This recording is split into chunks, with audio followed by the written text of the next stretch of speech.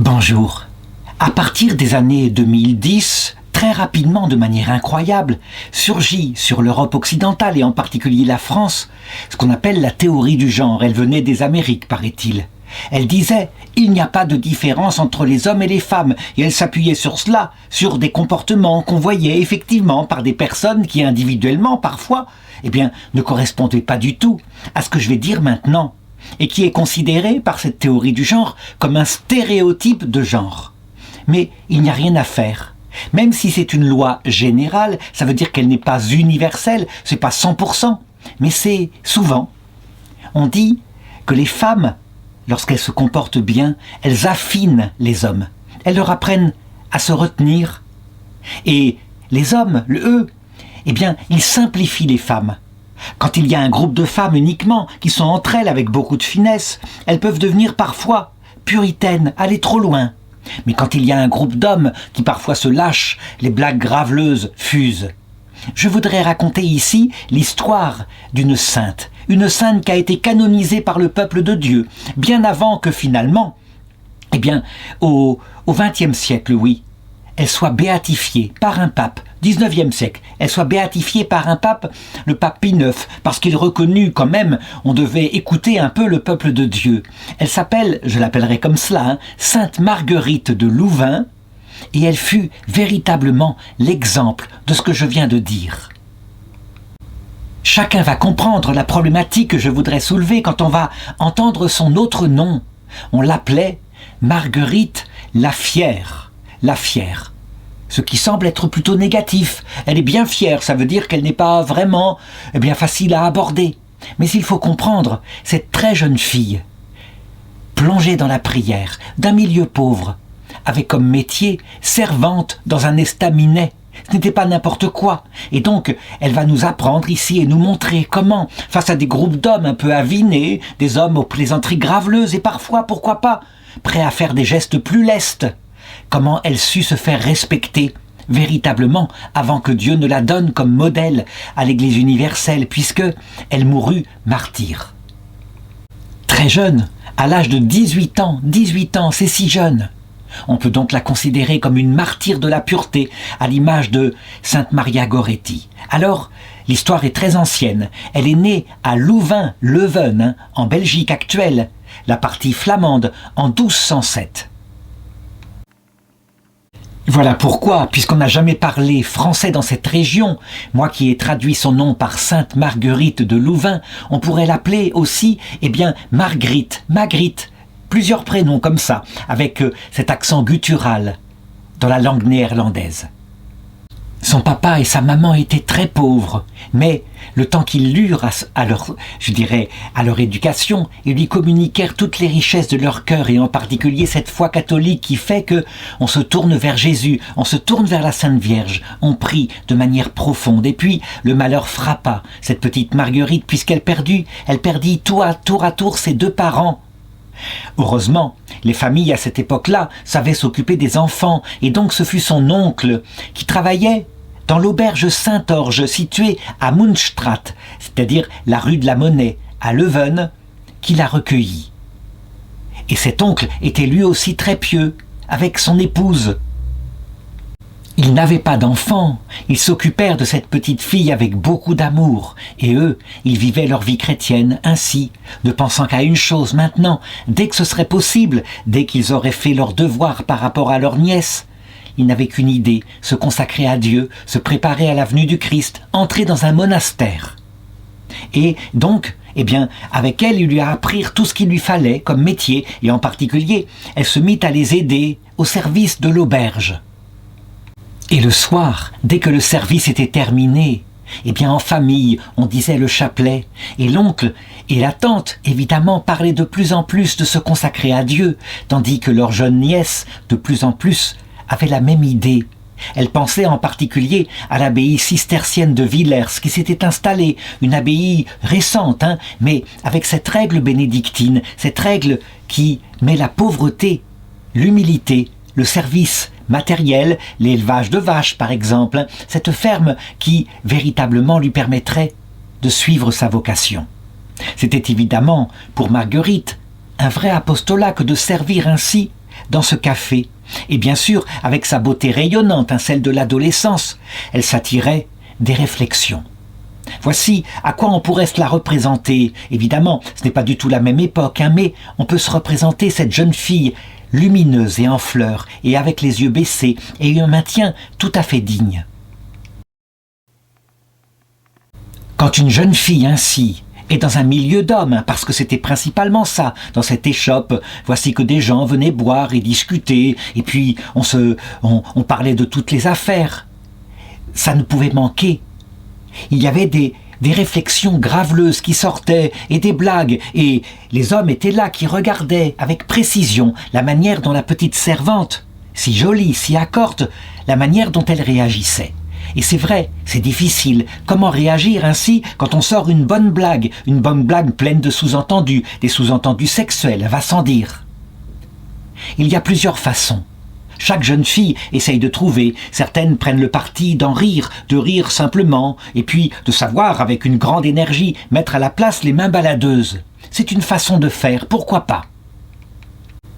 Dans ces cas-là, la jeune fille montre qu'elle n'est pas pain-bêche, qu'elle n'est pas coincée, mais en même temps, elle a une autorité naturelle si forte qu'elle sait mettre les hommes à leur place. Et quelquefois, elle n'hésite pas, et retourner quelques gifles s'il le faut.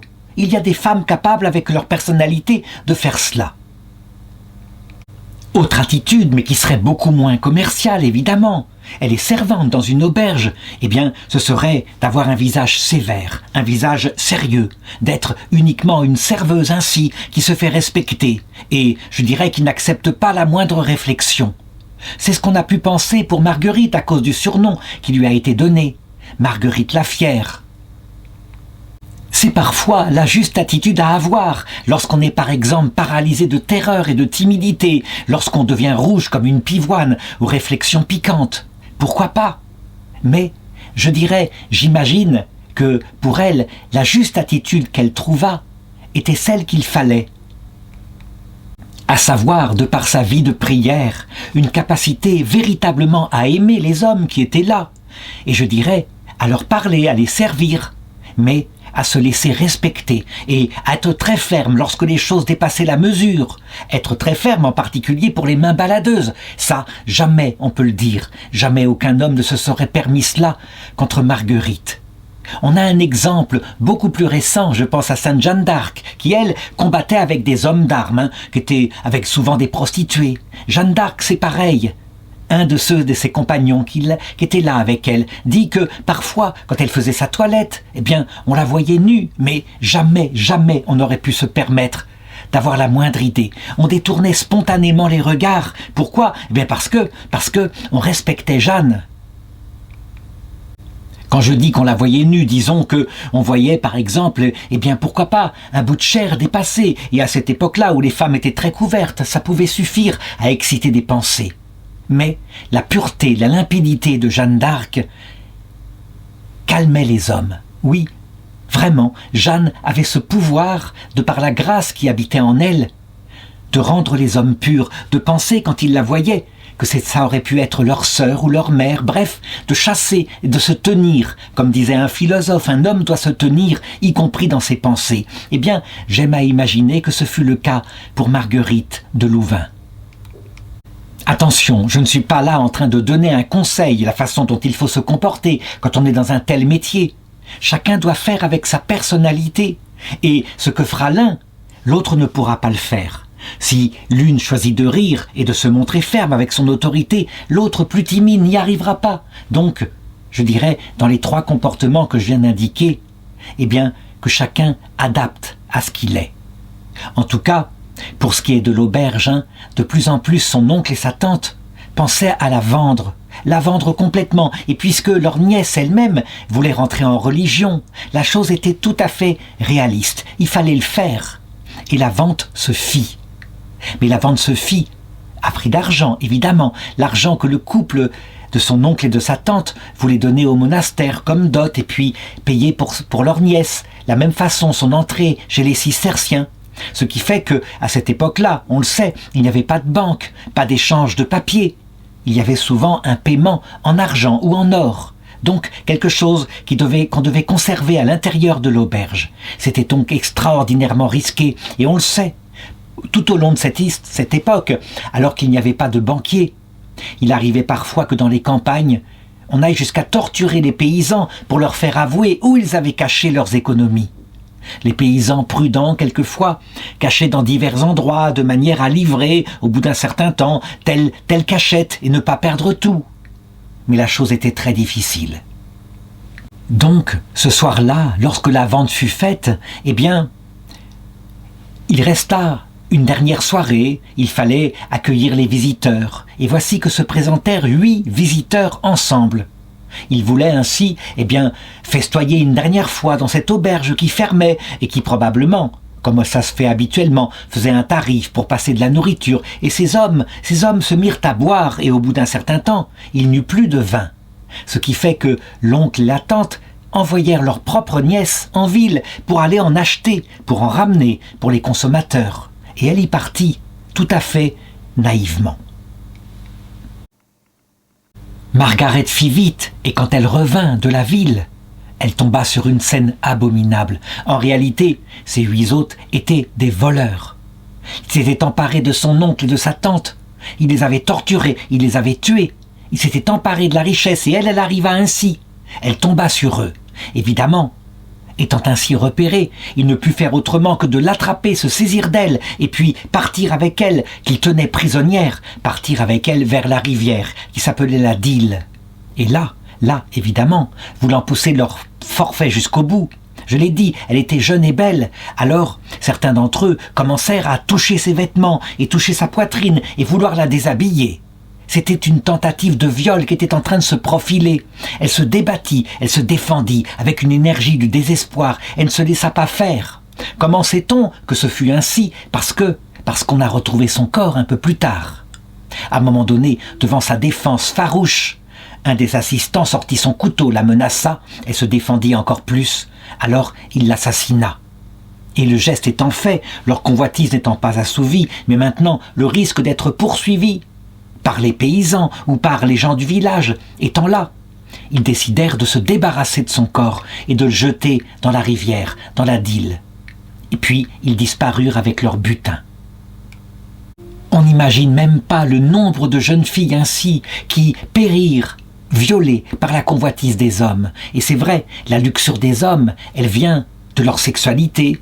C'est une chose terrible. La plupart des crimes viennent des hommes, même s'il peut y avoir quelquefois des femmes, mais la plupart des femmes, c'est pas ça. La tentation des femmes, c'est plutôt du côté d'être aimé, la convoitise sentimentale. Mais ça, c'est une autre affaire. Toujours est-il que le crime fut découvert le lendemain, qu'on chercha partout la jeune fille, et que on ne la trouva pas. Ce ne fut que quelques jours plus tard que des pêcheurs sur la Dyle retrouvèrent son corps, et elle tenait encore à la main l'anse de la cruche qui s'était cassée quand elle s'était défendue, et elle était là, serrée contre elle, les vêtements n'ayant pas pu être arrachés. Ce qui était étonnant et frappant, c'est que le corps fut retrouvé, en amont. Il avait remonté la rivière. C'était un vrai mystère. Comment cela s'était-il passé? Est-ce à dire que, les criminels avaient fui vers l'amont, et donc elle n'était pas redescendue jusqu'à la ville? On n'en sut rien. Certains commencèrent à penser que peut-être des poissons l'avaient fait remonter le courant ou que un miracle de Dieu était intervenu. Mais, devant le massacre évidemment, on l'enterra au lieu même où elle avait été tuée. Voilà, simplement comme cela. Et je suppose, à cette époque où il n'y avait pas de justice centralisée, je suppose tout de même qu'on essaya de trouver les voleurs. L'histoire pourrait se terminer là, comme ce fut le cas pour nombre de jeunes filles dont on n'a aucun souvenir et que seul le ciel sait, et le ciel récupère les âmes évidemment de toutes ces victimes. Mais il se passa quelque chose de stupéfiant. Je veux dire que, au-dessus de l'endroit où elle avait été enterrée, les gens commencèrent à voir des lumières qui brillaient, et je dis bien des lumières physiques. Certains diront, mais non, c'est une légende. Ce n'est pas une légende, et ce n'est pas la première fois. On a plusieurs cas comme ça. Je pense par exemple à la petite Sainte Marine qui fut martyrisée, non, elle ne fut pas martyrisée, disons qu'elle mourut de misère, faite 750 après Jésus-Christ, dans l'église d'Orient. C'était une jeune fille qui, pour rentrer dans un couvent à une époque où il n'y avait pas d'autre possibilité, se déguisa en homme. Puis, on lui fit si confiance qu'on lui confia les courses jusqu'au moment où, un jour, une femme du village qui était tombée enceinte de par ses œuvres avec un soldat de passage, accusa le frère Marin d'être le responsable de cela. Et frère Marin fut chassé. Frère Marin qui était en fait une jeune fille, et frère Marin mourut au bout d'un certain temps de misère sous l'escalier où elle avait trouvé refuge. Quand, par miséricorde, on fit sa toilette et qu'on découvrit qu'elle était une femme, elle ne pouvait pas être la violeuse, mais elle n'avait pas accusé son accusatrice. Elle s'était laissée ainsi accuser. Alors on l'enterra, plein de regrets, et des lumières se mirent à briller au-dessus du monastère. Ce qui fait qu'elle est canonisée. Sainte Marine est une grande sainte en Orient qui mériterait d'être connue jusqu'en Occident. Mais il n'y a pas qu'elle, il y a Saint Charbel Maclouf, c'est pareil, des lumières au-dessus du monastère. Donc, quand le ciel veut manifester quelque chose qui est caché aux hommes, il sait le faire. Alors les gens, instinctivement, voyant que les lumières venaient de l'endroit où elle avait été enterrée, comprirent. Ils déterrèrent son corps et ils décidèrent de le rapatrier à l'intérieur de l'église, de l'enterrer à un endroit où on pourrait venir en pèlerinage. Être enterré dans l'église Saint-Pierre de Louvain. Et les gens venaient, et beaucoup témoignèrent de miracles qu'ils avaient obtenus sur son tombeau. Et le culte jamais ne s'arrêta. La ville de Louvain s'en souvint souvent. Ce fut au point que lorsque les études critiques commencèrent à s'établir dans l'église, disons au début du XXe siècle et puis ensuite dans les années 60, on essaya de rechercher quel saint était authentique, quel autre était simplement une pieuse légende. Eh bien, quant à elle, sans demander rien d'autre, le pape Saint Pie X en 1905 reconnut qu'elle était sainte, ou du moins il la béatifia. Donc la première étape pour la région où elle était vénérée en Belgique. Mais les gens n'avaient pas attendu, je l'ai dit, pour l'appeler Sainte Marguerite la Fière. C'est ainsi. Et elle servait souvent d'exemple pour les jeunes filles à qui on apprenait comment il fallait se comporter lorsque, dans la rue, il pouvait y avoir un geste inconvenant. Et on disait bien, tu ne dois jamais te laisser faire. Tu retournes une gifle s'il le faut et tu mettras le monsieur en place. Voilà comment on éduquait les jeunes. Jusqu'en 1964, du côté de Leuven, on portait chaque année, le jour de sa fête, on portait ses reliques en pèlerinage et les gens marchaient derrière en procession, vénérant leur petite sainte. Et puis, on le sait, la piété baissa un peu en Europe, et il y eut même à un moment donné des gens qui s'emparèrent de sa sainteté, mais, je dirais, avec des artistes contemporains. Et les artistes contemporains, souvent, ne sont pas des priants, ce sont plutôt des gens qui cherchent une inspiration particulière. Ainsi donc, on décida de commander une statue, qui peut-être, pensait-on, serait aussi célèbre que la petite sirène, dans le port d'Amsterdam. Et donc on fit d'elle une statue en bronze, avec un socle, et qui devait être installée dans la rivière d'Isle, à l'endroit où peut-être on avait, semble-t-il, retrouvé son corps. Mais l'artiste, manifestement, on peut dire, il ne respecta pas Sainte Marguerite, et probablement du haut du ciel, Sainte Marguerite n'est pas content, puisque on l'a représentée nue, avec les cheveux qui remontent le courant eux-mêmes, donc il y avait une intention pour coller à la légende. Mais quand on pense à la chasteté extrême de Sainte Marguerite de Leuven, une telle représentation, me semble-t-il, n'est pas respectueuse.